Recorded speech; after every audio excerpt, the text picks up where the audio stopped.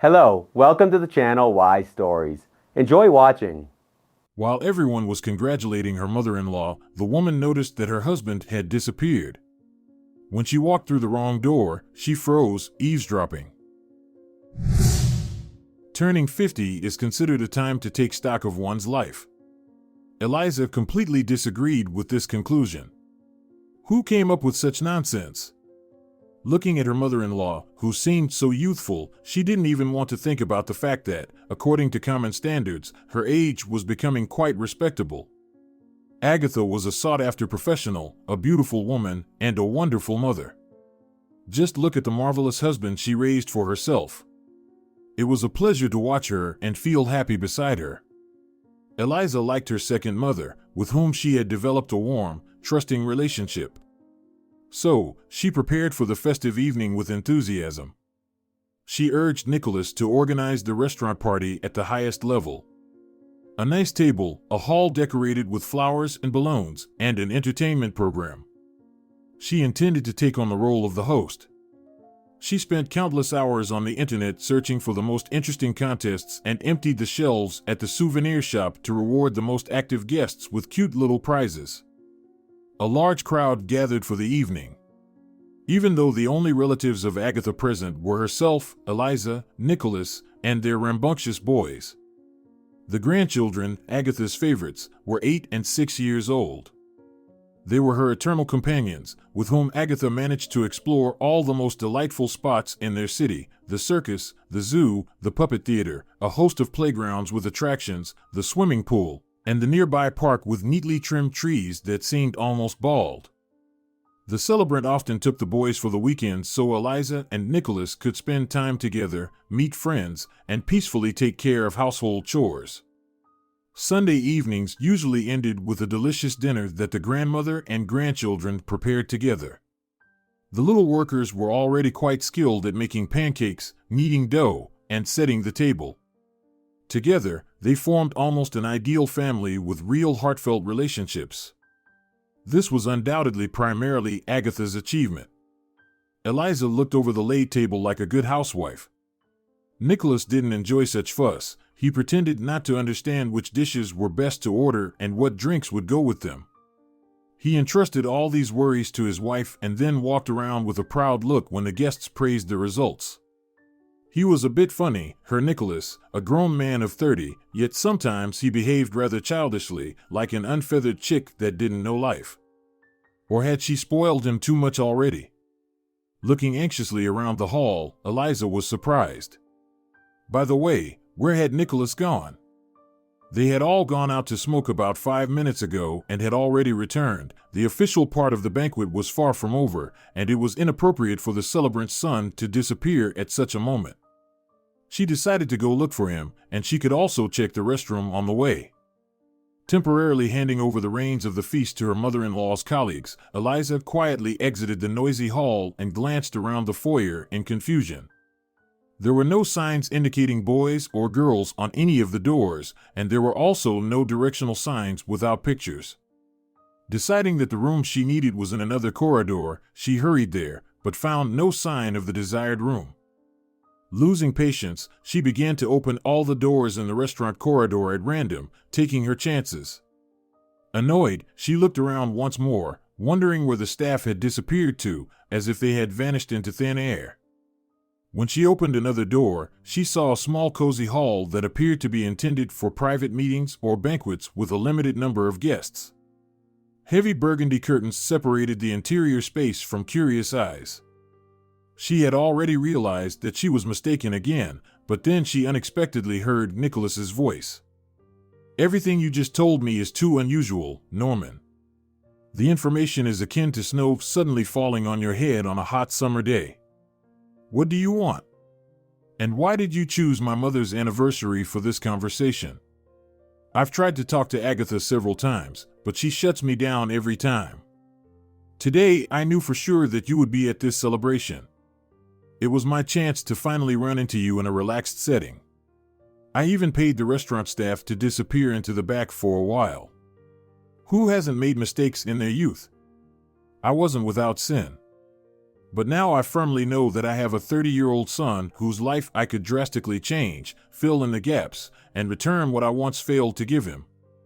Eliza was taken aback. She knew very little about her mother-in-law's personal life. Her husband didn't like to gossip, discuss, or judge his mother. Meanwhile, Nicholas began to refuse. "I'm not sure that at my age, I suddenly need a father. And all this story in your interpretation seems dubious to me. I need to go. You shouldn't have decided to discuss this topic with me. It's too late to remember my existence." Eliza silently jumped back from the door. Her husband was about to come out of the hall and would bump into her. That would be terribly awkward. However, she did manage to catch the end of the conversation. The man whom Nicholas called Norman slipped him his business card with the words, "Before you completely reject me, son, do some research about me online. There's a lot of information available, even publicly. Don't rush to burn your bridges, think it over. My personal phone number is on the business card for those close to me. I'll be waiting for your call." After the departure of this mysterious character, it was as if everything in the restaurant corridor came to life. Out of nowhere, the staff appeared, promptly guiding Eliza to the restroom while Nicholas hurried to his mother. The festivities resumed with renewed vigor. Agatha was loved both at work and at home, so everyone wanted to give her as much attention as possible that evening. After the party, they could barely fit all the flowers they received in the car. Nicholas's mother was not used to luxury. She had always lived modestly, and now she was surrounded by such fragrant wealth. The anniversary was a great success. Eliza didn't want to ask Nicholas unnecessary questions. Their relationship had always been built on mutual trust, so she was sure that her husband would share the news with her after the festive event. But one day passed, then another. Silence. Eliza concluded that he wanted to talk to his mother about this meeting first and that she should not interfere for now. 2 weeks flew by in the blink of an eye. Their family life, though not resembling the same monotonous routine of Groundhog Day, was nevertheless mapped out in advance during the weekdays. Wake up, breakfast, the older ones off to work, the younger ones to school and kindergarten. Then dinner, homework, reading fairy tales, and bedtime. On weekends, they visited Agatha again. Oddly enough, she seemed to still be unaware of Nicholas's meeting with his father. Eliza was constantly tormented by the same question. Had Nicholas really kept silent and not told his mother anything? Then something unexpected happened. Nicholas came home from work, beaming like a polished coin. He called his wife and children to the window and pompously boasted, "Look, my little bunnies, at what your dad drove home from work today." Eliza and the boys rushed to the window together. Right below it, sparkling with shiny gray sides, was a brand new foreign car. What a beauty! There was nothing extraordinary about it, as Nicholas had been working as a taxi driver for a company that promised he could eventually buy his metal horse if it fell apart. But everyone in the family knew his work vehicle as shabby. This foreign car was something entirely different. Nicholas smiled proudly. "So, what do you think of my new girl? Isn't she amazing?" Eliza was thrilled. Her husband had dreamed of getting a new car, and he had been eagerly accepting urgent calls in any weather and at all hours. Had he really hit the jackpot, and had the management acknowledged his hard work? Nicholas dashed her fantasies, explaining with delight, "My dears, all your assumptions will be wrong. This car is now ours. I bought it from my company brand new, with only 10,000 kilometers on the odometer." To say that Eliza was astonished would be an understatement. They lived modestly, paying off 2 loans at the same time. For 6 months, they had saved money to celebrate Agatha's anniversary. It seemed that although they both worked, everything they brought into the house slipped away through their fingers. The boys were growing up, their appetites were unrelenting, and they constantly needed something for everyday needs. They saved just a little bit for vacations, just like the majority of working people. And suddenly, a purchase of a car that cost a fortune. Eliza immediately wanted to say, "Pinch me, I must be dreaming." But she didn't ask her husband any questions until late in the evening. Tonight, she would tell him that she had accidentally witnessed his conversation with his father. She would ask if this new car had come to their yard because of that very wind. Nicholas didn't deny anything. Yes, he hadn't said anything to his mother about that meeting from her past. Yes, he had called his father a couple of days later, and his father had literally begun to shower him with luxury. They had already been to several restaurants and a country club. Nicholas's father had hired a taxi for several days on a special order, paying in advance for the service, and entertained his son as best as he could. Today, he had gifted him a car, and in a week, he invited him to take a trip to Europe. His father was flying there for business for a week and offered his son a chance to catch a glimpse of Berlin and Paris. And Nicholas had remained silent all this time, enjoying the novelty of the experience. Eliza was literally in shock from all this news. She didn't know what to say and even started to stammer a little from excitement. What struck her the most was that Nicholas seemed to enjoy what was happening. Nicholas, what about Agatha? As far as I know, she never wanted to see that person again in her life or have anything to do with him. My mother is free to do as she pleases. She doesn't dictate to me, Nicholas said a bit too harshly. And I'm not going to miss out on such opportunities. You don't mind if I see the world, do you? My father said that someday he would send you and the boys to the sea for a vacation too. But that will have to wait, he has other things to deal with right now. Eliza had lived with Nicholas for almost 10 years. She had never known him like this. It felt as if he had sniffed some intoxicating flower, gotten high on its sweet, deceptive fumes, and didn't realize it. At the end of the conversation, Nicholas added to what he had already said. My father got me fashionable, expensive clothes and shoes from men's boutiques. He also bought me a watch, a lighter, and a new phone. I'll bring everything home tomorrow. You won't be jealous, will you, dear? We'll definitely buy you something later. But for now, let me fully feel this air of material freedom. My father also opened a bank account for my personal needs. So now our family will have fewer expenses for me. Dad will take care of me completely. Eliza listened to her husband and quietly felt overwhelmed. What were these words and expressions he was using now? Personal opportunities, mother doesn't dictate, mine. She began to feel that in these 2 weeks, the devil himself had met Nicholas on his life path and was slowly turning him to his faith. What kind of person was this Norman if he could entangle Nicholas so quickly? She didn't want to ask Nicholas how his father made his money, but it was already evident that he had quite a bit of it. Eliza started to feverishly think about how to talk to Agatha about all this without disturbing her peace. Nicholas's mother needed to know that such striking changes were happening in her son's life. At what cost was he now indulging his ego? What struck her deeply was the fact that in his account, her husband hadn't mentioned her or the boys even once. It seemed as if he had already drawn invisible boundaries between them. Their lives were now meant to flow along the banks of the familiar river, while his boat was setting sail toward a completely different future on a faster and fuller stream. The next week in their home passed relatively calmly. It felt like a temporary calm before the storm. Nicholas worked diligently, but Eliza could see how eagerly her husband was awaiting the exciting journey to new places. He would take out the new passport from the drawer in his desk and admire the stamp of the Schengen visa. A trip to Europe would have been a miracle for both of them before they had earned enough for such luxury. Now Nicholas's eyes sparkled with feverish excitement. Right now, he didn't care about his wife and children. He was gearing up for a rich lifestyle, promising more and more discoveries. In terms of social status, Agatha's family and Eliza's parents were similar. Nicholas's mother had worked her whole life as a knitwear machine operator in a small workshop.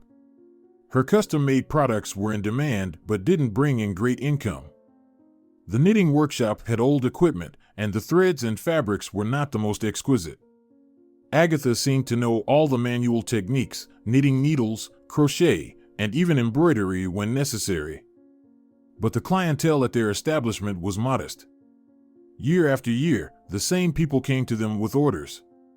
She never lacked work. Her and Nicholas's modest life was enough for them. Eliza's parents belonged to the working class and worked at a bakery. Her father was a technician and her mother was a baker. They lived without worries. They raised Eliza to be just as modest and unpretentious. She met Nicholas at a youth disco in the club where she worked as a decorator. They instantly became friends. Everything around them felt familiar and understandable. After a year of dating, they calmly and without doubts got married. They lived comfortably in her grandparents' apartment, who had long since moved to the countryside. They managed to do a cosmetic renovation, waited, and then raised their boys almost year-round, just like everyone else, without extravagance, but with a lot of warmth. Reflecting on all this, analyzing her past life, Eliza was still trying to understand. What does a person really need for complete happiness besides simple family values? In truth, do we not deceive ourselves into thinking we are ready to be content with little, while secretly dreaming of much more? We hide such thoughts inside, not letting greed escape from our wives. And if tempted by a golden loaf, we forget human values and rush after the golden calf. Can one resist temptation? Can one become rich without effort? Or does it depend on the person? Does everyone have their own fetish and their own god? Lost in these philosophical musings, Eliza hurried to Agatha with a cake. Her mother-in-law was a desperate sweet tooth. She needed to sweeten the bitter news somehow. Eliza still hadn't figured out how to start this difficult conversation. Agatha helped her with that. "Hello, dear. It's as if you sensed that I missed all of you. I just spoke on the phone with Nicholas, and he said he's going abroad for a business trip soon. This is something new for his company." "Have they started serving clients abroad?" Eliza involuntarily flinched. "It's not a business trip at all, Agatha.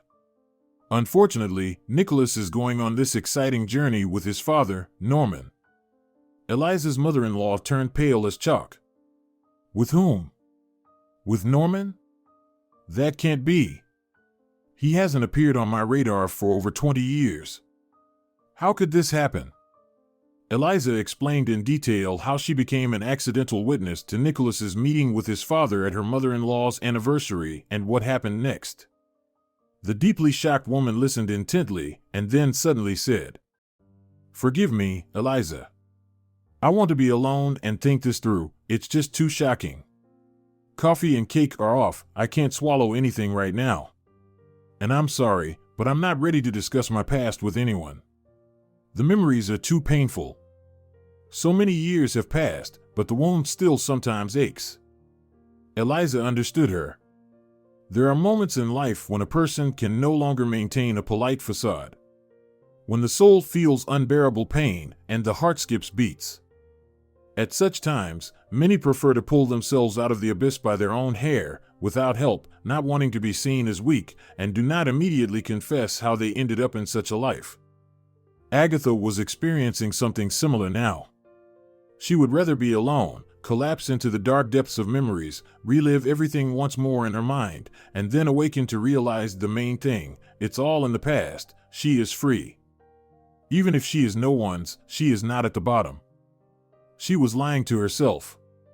Not all those memories were dark. Among them were wonderful ones that still made her heart swell with sweetness. She was 19 when she met Norman. Oddly enough, students usually do internships at enterprises related to their future profession after the summer session. For some reason, at their university, the contractual obligations firmly linked the faculties of economics, law, chemistry, history, physics, and others to a canning factory in the region.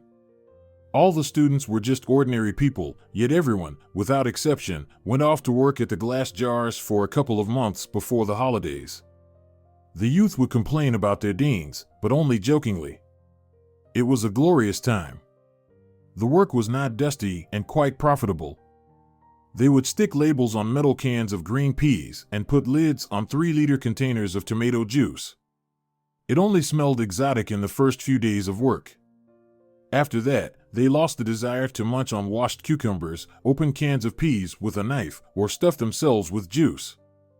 The unusual internship also offered the following delights: substantial meals in the factory cafeteria for mere pennies, well-appointed barracks around a huge sports field where the shifts that weren't working during the day would play soccer and volleyball, and in the evenings, they would set up a tape recorder with huge speakers. A playful disco would start, featuring their favorite hits. And there was such a gentle river in hot weather, fishing in secluded spots among the reeds, clean air filled with the scents of freshly cut grass, fresh milk, and homemade bread, which could also be bought for next to nothing from local housewives. The work schedule was convenient. After working at the conveyor belt or in the workshop where the jars were already packed into boxes, 3 shifts would fly by. Then they were free.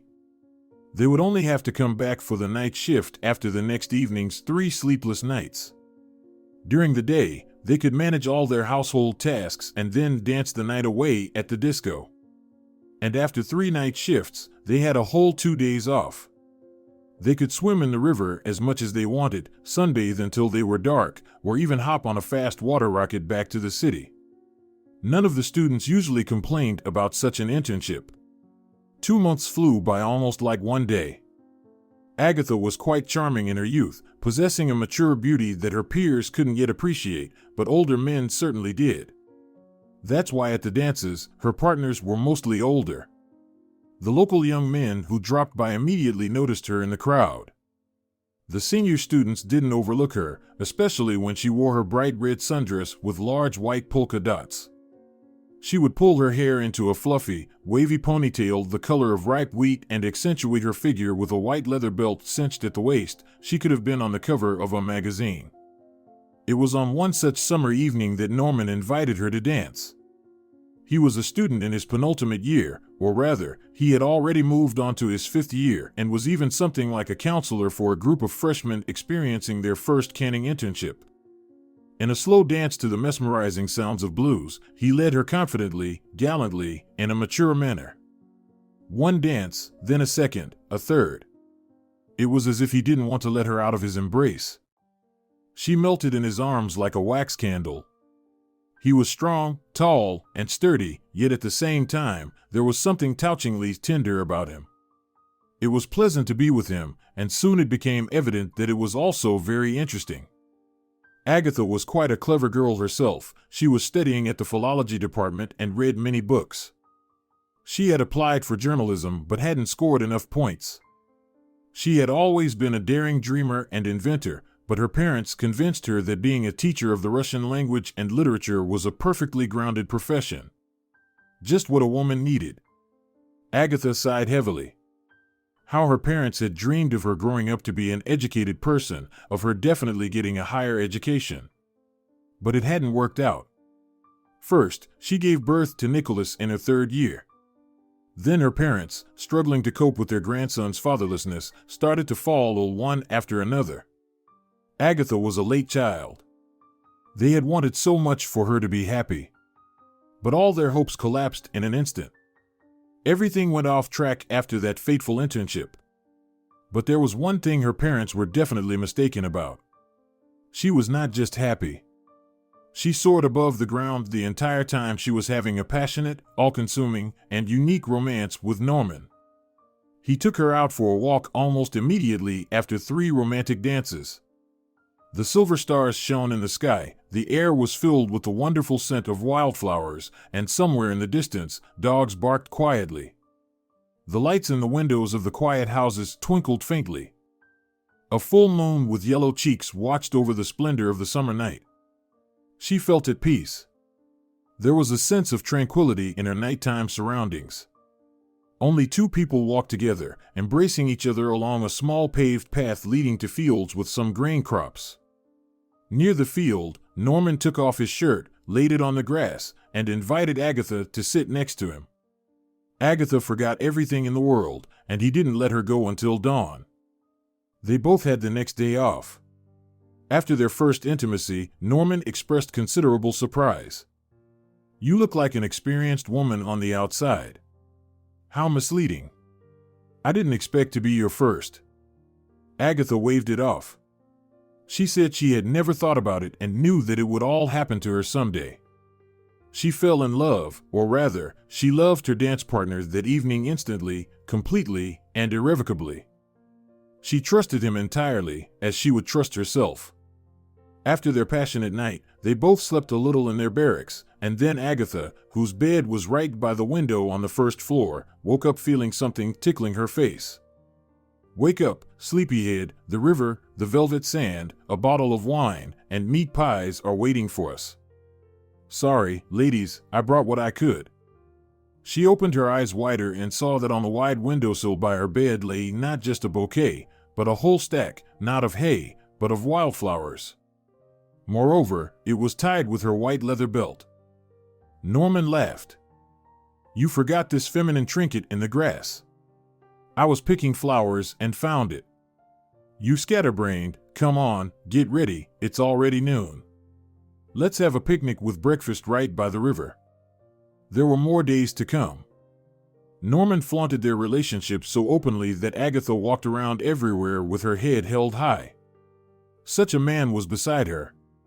In the cafeteria, he would be the first to pile food onto trays for two.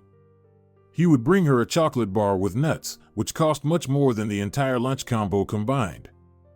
To the sandy area by the river, where everyone swam, he obediently carried a blanket, a woven basket with provisions, and an ever-present bottle of dry wine. In the evening at the disco, he didn't let her go for a single moment during all the dances. In the morning, he was already waiting for her before their shift to walk to the factory together. They weren't just a couple in love, they were practically a ready-made family. At night, they invariably disappeared into the field filled with wildflowers, calling it their own. Norman now consistently brought a thick blanket, sweets, and little gifts for Agatha, whether it was a beautiful hairpin or a small bottle of perfume. She could never understand where he found all this in a village with empty store shelves. But he only smiled mysteriously in response. "What's it to you, Agatha the Beautiful? What was mine is now yours." The long weekends became the most enchanting time for the two of them. He took her to the city, and it felt very grown up. Agatha didn't even think about showing up at home to see her parents. Norman had money. Not that he was spending it left and right, but he booked them a hotel room, took her to restaurants, bought her a gold pendant on a delicate chain, and said something like, "I swear, you don't even know your worth yet. You're incredibly charming, exceptionally alluring for a man. Keep all these qualities in yourself." Agatha laughed then and declared, "I've already found my one and only man, I just haven't had the chance to tell him yet." Later, while analyzing every minute spent with Norman, Agatha realized that he had deliberately shifted the conversation to a different topic right then. He called the waiter to refresh their plates and ordered more champagne. Agatha felt calm that evening. She was completely sure that she would have the chance to confess her love to him another time and receive the same confession in return. A man cannot court a woman so beautifully and have no feelings for her. This is an axiom that needs no proof. They returned to the camp from the city only by night.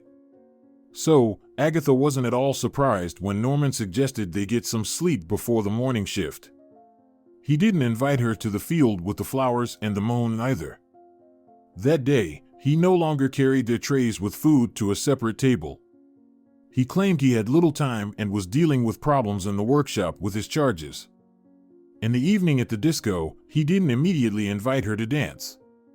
He was silent and pensive, then invited a new girl who had just arrived late for the internship to a slow dance. She was bright. Agatha would have most aptly described her as lively, but that didn't stop Norman. Half an hour later, while Agatha stepped away to the barracks to get some water, he disappeared. The bold girl in the short skirt was nowhere to be seen.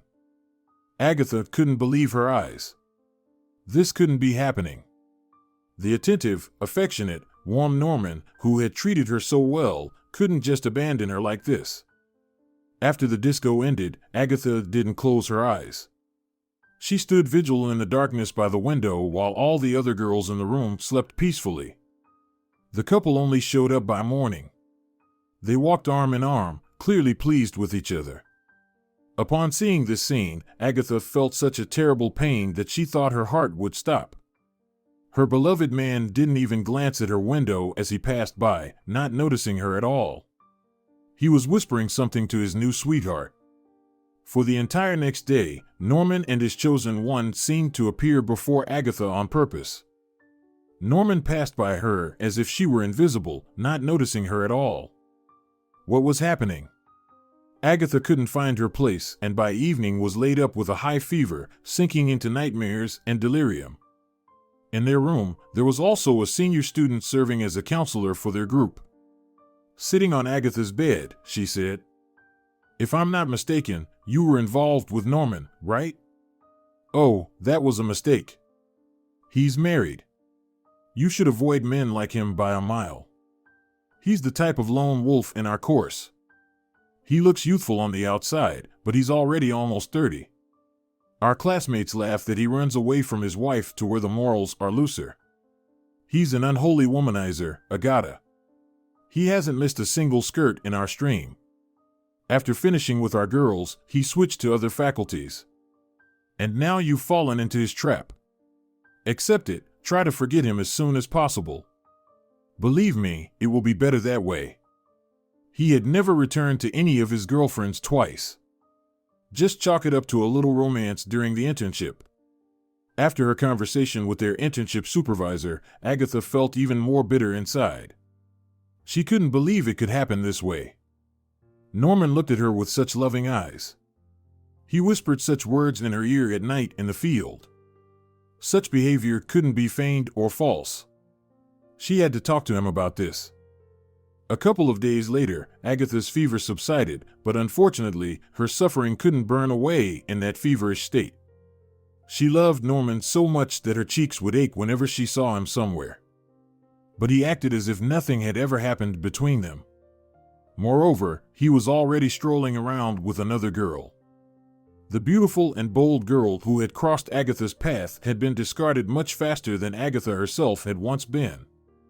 But this revelation brought her no pleasure. A few days later, she resolved to confront him. She would choose the right moment and talk to Norman. Let him tell her to her face that it was all a mistake and that she was no longer needed. Now she mentally rehearsed the conversation with her beloved all day long, playing out the roles, coming up with the right questions, and finding good answers for herself. Soon she was ready for a dialogue 100%. She decisively climbed to the second floor of the barack where Norman and his team lived. She knocked boldly on the coveted door, letting everyone see that she had come there on her own. At the knock, a voice called out, "Come in, it's open." Agatha squeezed into the room, which contained 8 beds. The decor was Spartan, but surprisingly, everything was clean. It was tidy everywhere, and at the middle table sat 2 junior students. Norman was nowhere to be seen, even though he had long weekends again. Both boys looked questioningly at Agatha, and she immediately asked the only question that concerned her. "Can I see Norman? I have an important conversation with him." Both students spoke up at once. "He left yesterday. He took leave from the internship. For good. He said he suddenly missed his wife. Besides, our stay here ends for everyone in a week anyway. So, he took off a bit early." Agatha's vision darkened. What did the word "for good" mean? Would she never see her beloved again? Was it all over for them forever? She decided to clarify this phrasing. "What do you know about when Norman will return to the university?" "He has 1 more year of studies left, it seems." The guys looked sadly at the pretty student and willingly explained. He transferred to the part-time department, saying he was tired of wandering around and would live with his family. It's time to start having children with his wife, heirs, you know. He had his fun during the internship with the young and beautiful, now it's time to be respectable. You're not the first one to ask about him today. Agatha clearly understood that Norman hadn't hidden his relationships from his roommates. He had probably even shared his impressions with them, although maybe he kept quiet about the details. At that moment, her world collapsed, falling into an abyss. She wouldn't be able to live without him. She didn't know how to breathe without him now. Why was everything so cruel? Why did he treat her this way? Why did he pretend to love her and act so tenderly? It was unbearable. Agatha found the strength to get up from someone's bed and trudge downstairs to her room. There was still a week until she would go home. She would gather all her willpower, finish the remaining shifts to earn a small bonus. Before the internship, she had planned a big thing, to take her parents to the sea with that money. She wouldn't have aimed for such expenses normally, but there was a girl in her class whose father worked as a guard at a resort. The conditions for relaxation at that modest complex were still decent. Who cared that the old wooden cabins were barely standing, that they would have to cook in a communal kitchen, and that they would have to queue for the shower and the toilet? Those were minor details. 50 meters from the fence, beyond the sandy dunes, the sea was splashing, and it would wash away all the flaws, simplify everything, and reward them for everything. Agatha knew all these details about the resort because she had vacationed there with a friend the previous year. She had already calculated everything. The money she earned would be more than enough for the three of them for 2 weeks of seaside paradise, and there would even be enough left for round-trip train tickets. She would think about Norman, her love, and her heavy longing later, tomorrow. No, she would think about it when she was at the sea, relaxing. She would find a way to reach him, to figure out how to rekindle his feelings for her. The dream of the sea came true without a hitch. All the actively working students at the canning factory were additionally rewarded with bonuses. Just 3 days later, Agatha and her parents were on the train to the resort town. Everything had been prearranged at the resort, and for some reason, Agatha felt a bit reassured. She was somehow confident that Norman would appear at the university soon and they would see each other.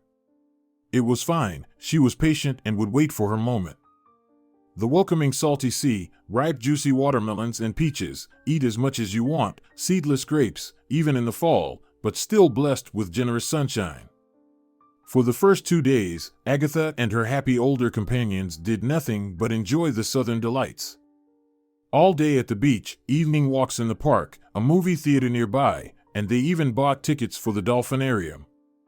They wanted to marvel at the good-natured sea creatures up close. On the 3rd day after the sea, they decided to get to know the city better. It was just 5 stops away by public transport. It was close. Agatha remembered little afterward. A sharp wave of nausea hit her, she couldn't breathe, and her mouth was filled with thick, sticky saliva. People loomed around her, the bus was packed, and the heat and tightness were suffocating. Later, she would learn that she had terrified her parents when she lost consciousness on the bus. The people around her were also seriously concerned. The driver quickly called an ambulance. Agatha was loaded into the emergency vehicle and taken away. Confused, her parents arrived at the hospital later. Agatha's mother rushed to the doctors, and an elderly man in a starched white coat quickly reassured her. "Why are you so flustered?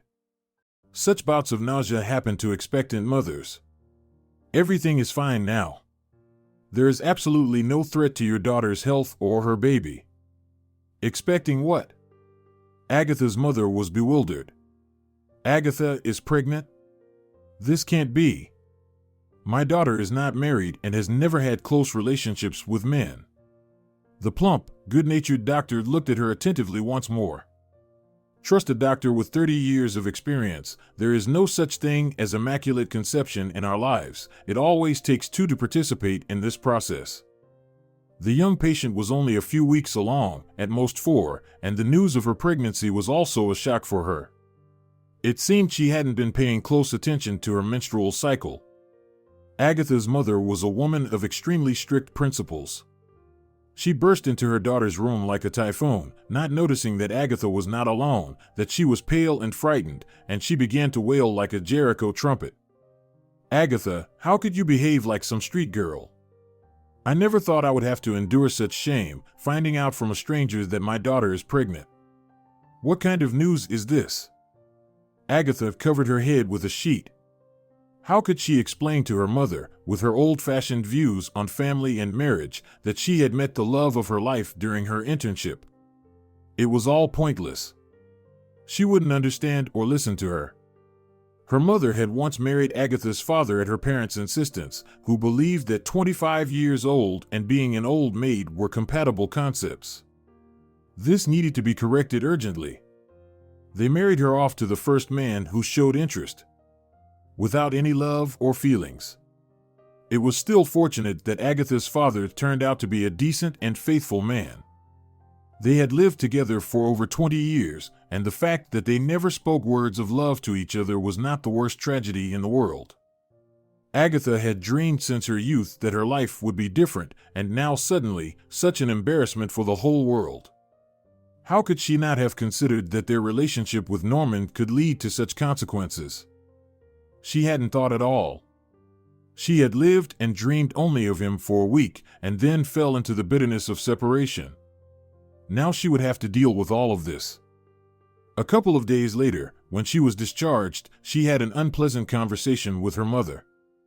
First, her mother asked Agatha for all the details, and then she issued her stern verdict. "Did you want love in a field of flowers? I've lived my whole life not knowing what that is. It's fine, look at how you've turned out. Everything is as it should be in the house. Since you felt so independent, don't expect any help from us.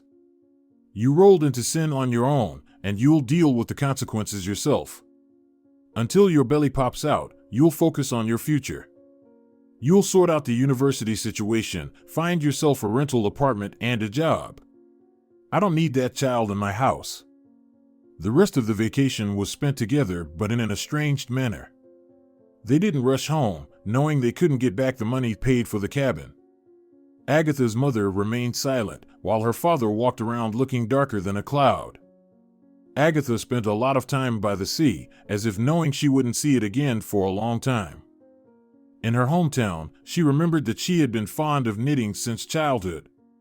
Just small things for herself. They had a neighbor who took on private orders. Some wanted an original sweater, others needed a warm scarf for winter. She had taught Agatha this craft back in the day. Now she suggested where Agatha could finish relevant courses and how to find work afterward. This work later became a gift for Agatha, a saving grace. She was good at it, creating stylish and attractive pieces unexpectedly. The only problem was that Agatha didn't know how to find the right wealthy clientele. Sometimes she would knit something for a large family, or she would make something for lonely elderly people, offering warm sweaters or socks for half the price. People loved her for that. She always brought treats for little Nicholas, apples, candies, and cookies. Agatha's mother kept her word. She showed no interest in her daughter or grandson and didn't help. That was just her principle and character. Agatha was also lucky with her housing situation. The same kind neighbor introduced her to an elderly woman renting out a room in her 3-room apartment. The rent was nominal. The only requirements were to clean the entire apartment and cook some kind of liquid stew or soup for the old lonely woman 3 times a week. That was all that was expected from a single mother. Agatha was more than satisfied with all of this. She could always leave the grandmother with the fairly calm Nicholas for an hour. Her son was a trouble-free child. He didn't catch every childhood ailment that came along. He would go to kindergarten, school, and after-school care without tears or tantrums. He ate porridge, mashed potatoes, and pastries with the same appetite. Despite the composition and scarcity of the diet, he found everything equally tasty. The weak link in their little family was just one thing. They always lived tightly from one of Agatha's paychecks to the next. And Agatha wasn't really asking for any luxury from the heavens, but their finances could sometimes get ridiculous. As soon as she managed to land a decent paycheck from some of her own orders, another hole would immediately appear. Agatha saved every penny to take Nicholas to the sea in the summer, only for her mother to fall seriously ill. Everything went toward surgery and care. She couldn't ignore her aging parents, as they had once ignored her. There were prospects that Nicholas would be able to get a higher education. He dreamed of graduating from the Transport Institute. The question arose of whether they could become owners of the apartment where they had lived with the grandmother for so many years. When it became known that the old woman had bequeathed the apartment to Agatha, legal battles began with distant relatives who suddenly appeared out of nowhere. A lawyer, a notary, court costs.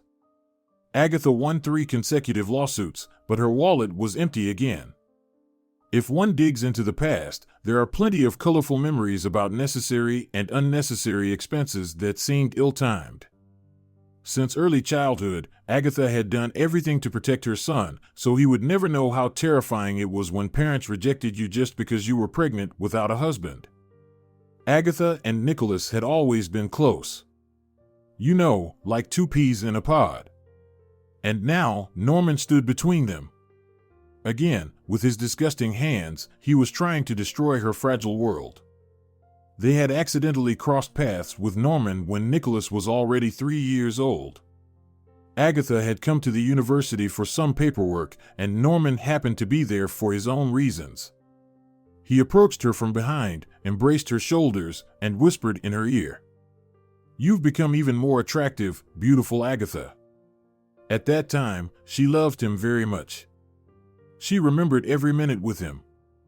She remained silent about her son.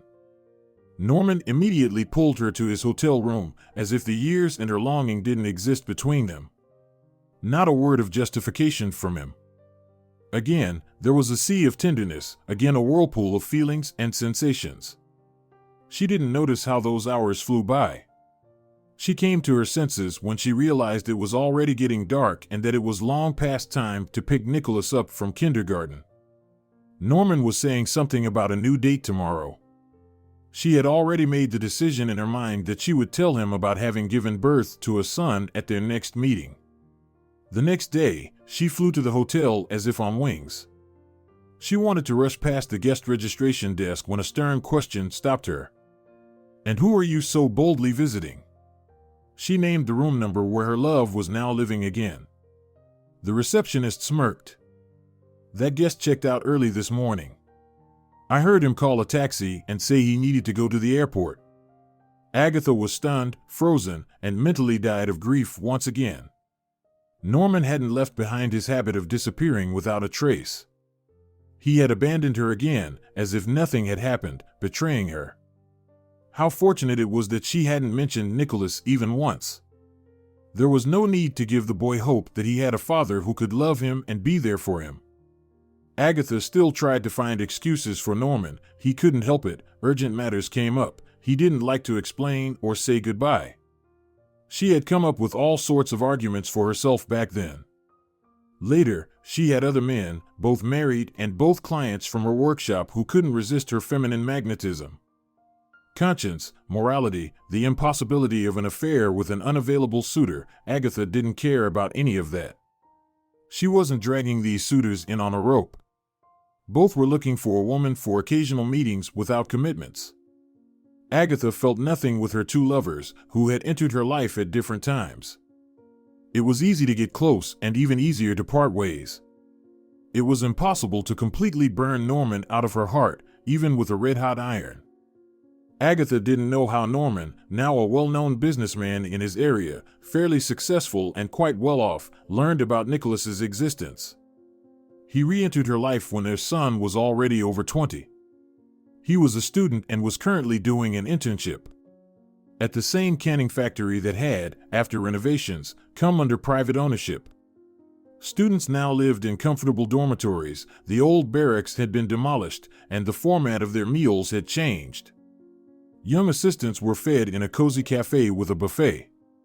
Agatha, under a plausible pretext, asked to visit her son. She felt that it was time to put an end to her love for Norman, that it was just an obsession. A trip to the places of their romantic glory didn't help. The moment Agatha saw the field of flowers was particularly painful. She thought her heart would break from longing. It was just as it had been 20 years ago. For Mother Nature, that length of time was a grain of sand amidst the infinity of ages. Agatha returned home in turmoil, and then, like a bolt from the blue, Norman appeared at the doorstep of their workshop, demanding to be introduced to their son. Yes, money can do a lot. Agatha couldn't say exactly why Norman eventually agreed to her request, not to meet Nicholas. To leave things as they were. He had changed significantly. He had become more relaxed, even more ingratiating. She would say that he was also slippery and somehow murky, perhaps. For the first time, he seemed to shed his disguise in front of her, revealing his true nature. However, he initially tried to appeal to her sympathy, saying that God hadn't given him any other children, that his wife turned out to be infertile, and had aged quickly. What could she possibly give birth to? Norman quickly disappeared from her horizon again. He didn't invite her to be alone anymore, and she wouldn't have fallen for his calls again. After he left, she realized for the first time she was free from his charms. And the fact that she remained alone was trivial. She had Nicholas, her soul, her joy. It didn't matter that he was a bit of a simpleton, he was affectionate. It wasn't scary that he wasn't assertive, he was kind-hearted. Then Eliza entered their lives. The young couple got married, and grandchildren appeared. Why did Norman treat them this way? Now he tempted Nicholas with money, steering him away from his family. When would this man leave her alone and stop ruining her life? Eliza came to Agatha after Nicholas flew to Europe. She arrived for the weekend, staying overnight. It was difficult to remain in an empty house without her husband. From the threshold, she saw that her mother-in-law had changed. It was as if she had lived through her life again in fragments and had been purified. After putting the boys to bed following their walk, the two women talked. Eliza, in tears, revealed that Nicholas had completely stopped paying attention to them and had immersed himself in the sweet life. It had come to the point where he had disdainfully pushed aside all the washed and ironed clothes that Eliza had prepared for him to take on his trip. He expressed his outrage. "I'm not going to embarrass myself in Paris wearing this old stuff. Throw it all in the trash, and if you feel sorry for it, give it to the homeless. I'll have a completely different outfit next to Dad." Agatha frowned. In a short time, Norman had already tempted her son to seem wealthy rather than actually be wealthy. These were terrible lessons. She hadn't taught Nicholas this throughout his life. A treacherous pang pierced her heart. Norman appeared to her as an octopus, entangling their family with its filthy tentacles. Finally, she resolved to tell Eliza the whole story of her love without holding back. After all, to love is never a sin, regardless of the circumstances surrounding each love story. Eliza listened to her, breathless, and then expressed her opinion sincerely and passionately. "Mom, don't listen to anyone. I believe you were incredibly lucky. A whole week of endless happiness, a field of flowers, real passion. Who has the right to judge your heart? And what would have happened to me if you hadn't given birth to Nicholas and I hadn't met him? Right now, it hurts me. I see that my husband is not with me, but I love him very much and will fight for him, as long as his father doesn't ruin his soul before his time." Agatha embraced her daughter-in-law, pulling her close, and said, "True love, my daughter, is not based on any extraordinary qualities or even actions. It loves in spite of everything.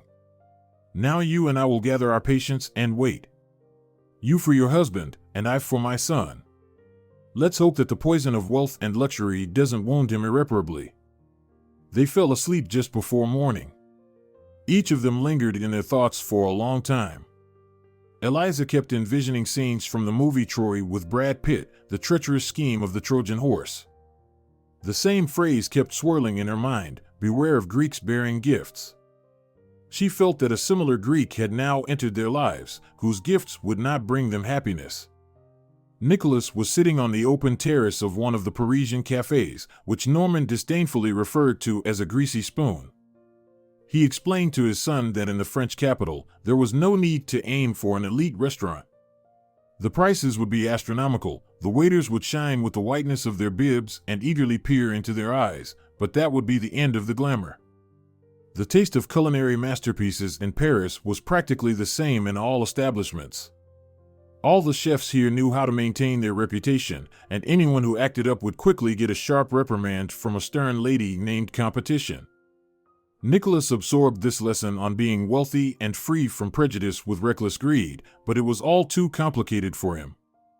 The onion soup didn't particularly impress him, and the famous ratatouille reminded him of the vegetable stew his mother used to make. Today, his father had already been indulging in wine since the morning, ordering another glass over and over. He glanced at Nicholas from under his brow, saying unpleasant things about his mother. Agatha the Beautiful was the best in my collection of women. I hardly remember any of my girlfriends, but I think of her from time to time. No one else could give me a child, but she managed that. It was as if she was made for me. Being with her was a special pleasure. Nicholas felt a bit uncomfortable with Norman's revelations, but he didn't dare to object, sitting silently. He still feared that his father might decide against showing him around Paris. He might think his son was boring and not very bright, and Nicholas desperately wanted to please his father. It wasn't just because he was rich and generous. Nicholas had lacked the strong shoulder of an older man, a mentor, a friend, since childhood. But he was afraid to share these thoughts with his father, who was clearly in a different mood. Would he understand them correctly? But Norman wouldn't calm down. At my current 60+, I'm less interested in women. I guess I've spent all my enthusiasm. Besides, I can't quite figure out what I really want. I've found myself and decided to play at fatherhood. I can't say yet whether it inspires me or not. Nicholas froze, pondering. Is it really possible for a person to become so jaded with life, with money that allows for freedom in everything? His father spoke like a cynic, with nothing sacred. It seemed he had never loved anyone or been attached to anyone.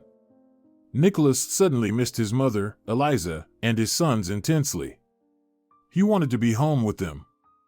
Even if the table only had boiled potatoes and herring, that was fine. In his past life, there had been real, genuine love. They had all been simply happy without complications. His vision blurred. He suddenly found his father, with his rotten theories, detestable. What a fool he was. Trying to trade soul values for the charms of the French capital. There was nothing particularly special about this city, despite how it was painted and praised. Yes, the legendary Louvre and the Eiffel Tower, and a whole bunch of remarkable sights, but he was deeply struck by the feeling that Norman was beautiful only from the outside, like Paris, while his soul was dark. There was no place for anyone in it. His desire to meet his son was just a temporary whim, a complete deception. Nicholas suddenly wanted to leave, to go home, and urgently see and hug his loved ones. He no longer cared about Norman's money and opportunities. He didn't want to think of him or call him his father anymore. Citing a sudden illness, Nicholas left for his room. How sad it was that he was so inexperienced in traveling. He didn't know how to cancel or change tickets abroad and didn't speak French or even English. He no longer wanted to see Norman. He was no longer interested in the upcoming route to Berlin and Rome. No matter his age, he would definitely earn money himself and bring his whole family here. Although perhaps happiness wasn't meant to be found in Paris or Rome. What mattered was who was by your side, even if you were just going for a walk in a nearby park. By evening, the young man finally descended to the hotel lobby. His father was nowhere to be seen. Only an older employee at the reception desk was humming something to herself. Nicholas listened closely. He rushed over to her to ask for help. The heavens were on his side now. Agatha, to keep her restless hands occupied, was making potato pancakes. It was her family's favorite dish. But she would have to eat it by herself. Eliza was at work, battling with the latest posters at her club. The grandchildren were at school and kindergarten. Saturday was still far off. Her gloomy thoughts were interrupted by a knock at the door. Most likely, it was the neighbor again coming to borrow some salt, as they called it. The lonely woman occasionally stopped by for coffee under some fanciful pretext. Agatha pretended not to decipher her manipulation of not wanting to be alone, treating the pleasant woman to something tasty, and they chatted for a long time. But the person at the door was not the neighbor. It was a breathless Nicholas, as if he had been running. He threw himself into his mother's arms, hugging her tightly, tears welling in his eyes. "Mom, forgive me for being such a fool. I was like in a fog, following Norman like a dumb donkey after a sweet carrot. I ran away from him without writing a word, without saying anything or explaining. You know, for some reason, I feel like he won't appear on our horizon again. As he put it, he played at fatherhood, and it's time to stop. Thank goodness you raised me by yourself. Sometimes, a father is an unnecessary figure in the family if his soul is rotten. Agatha listened to her son in astonishment. What had she needed to say or do to Norman to turn her boy away from him? How fortunate it was that fate arranged things so that she and Norman didn't end up together. Now she fully understood that the expression God diverted had very solid ground beneath it. Since the pancakes were still far from ready, Agatha quickly made her son some sandwiches with his favorite sausage. She poured coffee, ruffled his hair, and seated him at the table. With his mouth full, Nicholas tried to tell her about meeting a fellow countrywoman at the Paris hotel who had helped him, and now he had to send her money for the ticket home that she had bought for him. He would call work now to say he would be coming back for his shift tomorrow. He also wanted to sell the car his father had given him and send him the money. He would think about what to do with the other gifts later. He might even return those as well. He babbled on and on, while Agatha smiled contentedly. She was confident that loyal Eliza would be able to understand and forgive her wayward husband. The boys were still little, and Nicholas's tricks would pass unnoticed by them. She would go to the kitchen now and finish making the pancakes. She was sure that in a few days, their usual get-together would take place at her apartment. This time, she really wanted to share her unexpected news with Eliza. Yesterday at work, a handsome man her age suddenly approached her. "Agatha!" he exclaimed, grabbing her hands and shouting. "Agatha, how can you not recognize me? We studied together at the university, worked at the canning factory during our internship. I used to bring you fresh cucumbers, and you laughed. I was in love with you, but did you ever notice simple guys like me with your beauty?" Agatha vaguely remembered a skinny, light-haired boy who was always around. He had once given her his juice in the cafeteria when she was upset that her drink was finished and she was so thirsty. He even asked her to dance at the disco, but she had brushed him off. She had already been suffering after Norman's disappearance, not seeing the light of day. The former classmate took her out of the workshop for coffee, as he put it. He brought out memories from the long-forgotten box of pastries, and she was glad that all of that had happened in their lives. He told her that he had also left university when she withdrew her documents. He transferred to a military academy.